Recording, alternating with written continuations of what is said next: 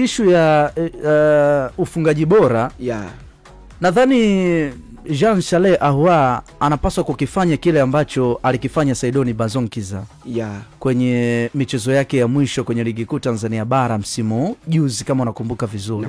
Wakati wanakimbizana na Fiston Mayele. Na mimi nadhani uwezo huo Ahoua nao. Unajua hata mchezo uliopita kama Ahoua angekuwa mtulivu, alikuwa na uwezo wa kufunga hat-trick pia.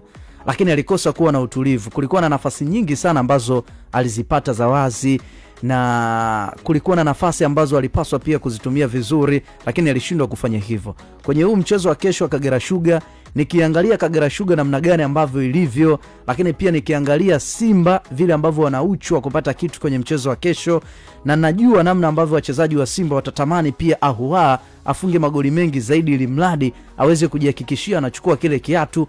Mimi nadhani ni nafasi ya wazi sana, ama ni nafasi yake sahihi sana kwa Jean Charles Ahoua kuweza kufunga magoli mengi zaidi ili mradi aweze kuchukua kiatu. Nafasi yake ya kufunga hata hat-trick katika mchezo wa kesho, mimi naiona ipo kama atakuwa yuko makini na atatulia kuzitumia zile nafasi vizuri. Huu ni mchezo ambao Ahoua anapaswa akamalize kazi, asije akategemea mchezo wa mwisho ambao ni mchezo wa dabi ya Kariakoo. Mchezo wa dabi lolote linaweza kutokea, ni mchezo mgumu na inawezekana asifunge kabisa goli. Kwa